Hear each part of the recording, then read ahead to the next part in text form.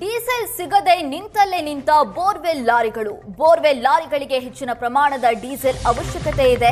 ಈಗ ಬೆಲೆ ಏರಿಕೆ, ಡೀಸೆಲ್ ವ್ಯತ್ಯಯ, ಬೋರ್ವೆಲ್ ಲಾರಿಗಳ ಮಾಲೀಕರು ಪರದಾಟವನ್ನು ನಡೆಸುತ್ತಿದ್ದಾರೆ. ಬೋರ್ವೆಲ್ ಲಾರಿಗಳ ಕೊರೆಯುವ ಯಂತ್ರದ ಬೆಲೆ ಕೂಡ ಈಗ ದುಬಾರಿಯಾಗಿದೆ. 3 ತಿಂಗಳಲ್ಲಿ ಕೊರೆಯುವ ಯಂತ್ರದ ದರ 75,000ಕ್ಕೆ ಏರಿಕೆಯಾಗಿದೆ. ಬೋರ್ವೆಲ್ ಲಾರಿ ಮಾಲೀಕರು ಹಾಗೂ ಕಾರ್ಮಿಕರು ಈಗ ಪ್ರತಿಭಟನೆಯನ್ನು ನಡೆಸುತ್ತಿದ್ದಾರೆ.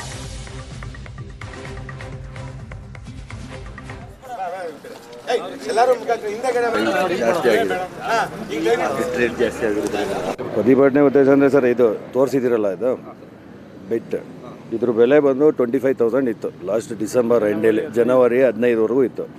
ಅದಾದಮೇಲೆ ಇವಾಗ 3 ಮಂತ್ಸ್ ಒಳಗಡೆ ಇದು 1:3 ಆಗಿದೆ. 75,000 80ಗೂ ಹೋಗುತ್ತೆ. ನೆಕ್ಸ್ಟ್ ವೀಕ್ 80 ಹೋಗುತ್ತೆ. ಇದೇ ಸಮಸ್ಯೆ ಮೈನ್. ಚೀನಾದಿಂದ ಇದು ಇಂಪೋರ್ಟ್ ಆಗಬೇಕಾಯಿತು, ಅದು ಒಂದೇ ಕಡೆಯಿಂದ ಗೌರ್ಮೆಂಟ್ನವರೆಲ್ಲ ಟೇಕ್ ಓವರ್ ತಗೊಂಡು ಇದು ಬರ್ತಾ ಇಲ್ಲ ಈಗ ಇಲ್ಲಿಗೆ.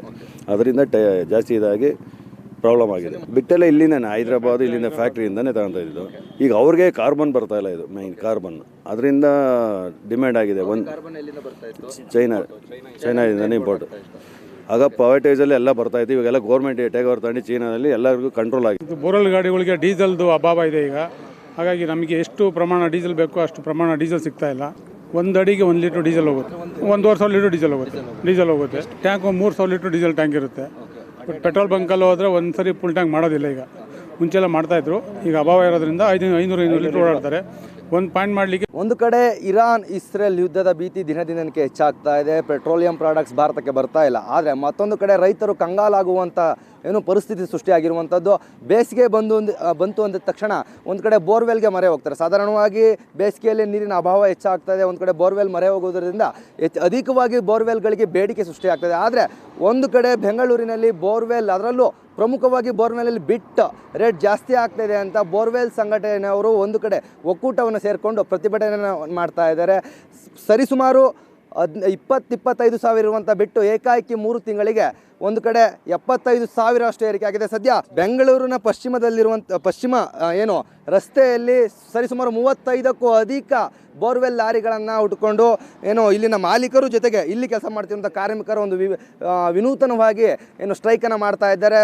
ಒಂದು ಕಡೆ ಸರ್ಕಾರಕ್ಕೆ ಮನವಿ ಸಹ ಸಲ್ಲಿಸ್ತಾ ಇದ್ದಾರೆ. ಅದ್ರ ಜೊತೆಗೆ ಗ್ರಾಹಕರು ಸಹ ಇದಕ್ಕೆ ಇವರ ಒಂದು ಬೇಡಿಕೆಯನ್ನು ಈಡೇರಿಸ್ಕೊಳ್ಬೇಕು. ಜೊತೆಗೆ ದಿಢೀರನಾಗೆ ರೇಟನ್ನು ಜಾಸ್ತಿ ಮಾಡಿದ್ರೆ ಗ್ರಾಹಕರಿಗೆ ತೊಂದರೆ ಆಗ್ತದೆ. ಆದರೆ ಆ ಮೂಲಕ ಈ ರೀತಿಯಾಗಿ ನಾವು ತಮಗೆ ರೇಟ್ ಜಾಸ್ತಿ ಯಾಕೆ ಆಗ್ತದೆ, ಬಿಟ್ ರೇಟ್ ಎಷ್ಟಿದೆ, ಈಗಿನ ಬಿಟ್ ರೇಟ್ ಎಷ್ಟಿದೆ, ಮೊದಲು ಬಿಟ್ ರೇಟ್ ಎಷ್ಟಾಗ್ತಾ ಇತ್ತು, ಏಕೆ ಬಿಟ್ ರೇಟ್ ಜಾಸ್ತಿ ಆಗ್ತಾ ಇದೆ. ಒಂದು ಕಡೆ ಚೀನಾದಿಂದ ಸ್ಟಾಕ್ ಬರಬೇಕಾಯಿತು, ಚೀನಾದಿಂದ ಕಾರ್ಬೆಟ್ ಬರ್ತಾ ಇಲ್ಲ. ಒಂದು ಕಡೆ EV ವಾಹನಗಳಿಗೆ ಈ ಒಂದು ಕಾರ್ಬೆಟ್ ಅಧಿಕವಾಗಿ ಬಳಕೆ ಮಾಡ್ತಾ ಇದ್ದಾರೆ.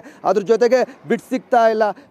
ದಿನಕ್ಕೆ ಬಿಟ್ ಅಂದರೆ ಮುಂದಿನ 4ನೇ ತಿಂಗಳ 1ನೇ ತಾರೀಕುವರೆಗೆ 75,000 ಬಿಟ್ ರೇಟ್ ಇರ್ತದೆ. ಅದರ ಮುಂದಿನ ದಿನಗಳಲ್ಲಿ ಬಿಟ್ ರೇಟ್ ಜಾಸ್ತಿ ಆಗುವ ಸಾಧ್ಯತೆಗಳು ಸಹ ಇದೆ ಅಂತ ಹೇಳ್ತಾ ಇದ್ದಾರೆ. ಒಂದು ಕಡೆ ಬಿಟ್ ರೇಟ್ ಜಾಸ್ತಿ ಆಗೋದ್ರಿಂದ ಪ್ರತಿ ಅಡಿಗೆ ಸಾಮಾನ್ಯವಾಗಿ 1 ಅಡಿಗೆ 95ರಿಂದ 100 1 ಅಡಿಗೆ ತೊಗೊತಾ ಇದ್ರು. ಆದರೆ ಈಗ ಬಿಟ್ ರೇಟ್ ಜಾಸ್ತಿ ಆಗೋದ್ರಿಂದ 160 ರೂಪಾಯಿಗೆ ತಗೊಳ್ಳುವಂಥ ಸಾಧ್ಯತೆಗಳು ಸಹ ಇದೆ ಅಂತ ಒಂದು ಕಡೆ ಬೋರ್ವೆಲ್ನ ಮಾಲೀಕರು ತಿಳಿಸ್ತಾ ಇದ್ದಾರೆ. ಇದಕ್ಕೆ ಗ್ರಾಹಕರು ಸ್ಪಂದಿಸ್ತಾರಾ, ರೈತರು ಸ್ಪಂದಿಸ್ತಾರಾ ಅಂತ ಕಾದು ನೋಡಬೇಕಾಗಿದೆ. ಒಂದು ಕಡೆ ಮಾಲೀಕರು ಹೇಳುವಂತಹ ಮಾಹಿತಿಯ ಪ್ರಕಾರ ನಾವು ಸರ್ಕಾರಕ್ಕೆ ಬೇಡಿಕೆ ಇಡ್ತಾ ಇದ್ದೇವೆ. ಈ ಮೊದಲು ಖಾಸಗಿ ಕಂಪನಿಯವರು ನಮಗೆ ಕಾರ್ಬೆಟ್ಗಳನ್ನು ಬಿಟ್ಗಳನ್ನು ಪ್ರೊವೈಡ್ ಮಾಡ್ತಾಯಿದ್ರು. ಈಗ ಸರ್ಕಾರವೇ ಇದನ್ನು ಪ್ರೊವೈಡ್ ಮಾಡ್ತಾ ಇರೋದ್ರಿಂದ ಎಲ್ಲೋ ಸ್ಟಾಕ್ ಕಡಿಮೆ ಬರ್ತಾ ಇದೆ. ಒಂದು ಕಡೆ ಎಲ್ಲೋ ಕೊಲ್ಲಿ ರಾಷ್ಟ್ರಗಳ ಯುದ್ಧ ಆಗ್ತಾ ಇದೆ, ಇನ್ನೊಂದು ಕಡೆ EV ವಾಹನಗಳು ಜಾಸ್ತಿ ಆಗ್ತಾ ಇದೆ. ಇದರಿಂದ ಕಾರ್ಬೆಟ್ ಇಂಪೋರ್ಟ್ ಆಗ್ತಾ ಇರೋದು ಕಡಿಮೆ ಆಗ್ತಾ ಇರುವಂಥ ಒಂದು ಮಾಹಿತಿ ತಿಳಿಸ್ತಾ ಇದ್ದಾರೆ. ಒಟ್ಟಿನಲ್ಲಿ ಒಂದು ಕಡೆ ಗ್ರಾಹಕರು ಕಂಗಾಲಾಗ್ತಾ ಇದ್ದಾರೆ. ಪ್ರತಿ ಅಡಿಗೆ 50ರಿಂದ 60 ರೂಪಾಯಿ ರೇಟ್ ಜಾಸ್ತಿ ಆಗ್ತಾ ಇದೆ. ಇನ್ನೊಂದು ಕಡೆ ಮಾಲೀಕರು ಸಹ ಕಂಗಾಲಾಗಿರುವಂಥದ್ದು. ಅಂದರೆ 25,000 ಇರುವಂಥ ಬಿಟ್ಟು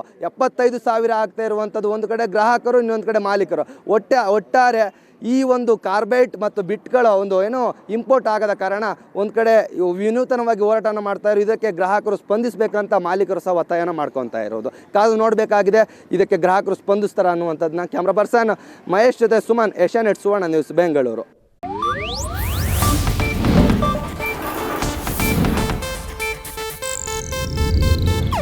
ಇದು ಏಷ್ಯಾನೆಟ್ ನ್ಯೂಸ್ ನೆಟ್ವರ್ಕ್ ಪ್ರಸ್ತುತಿ.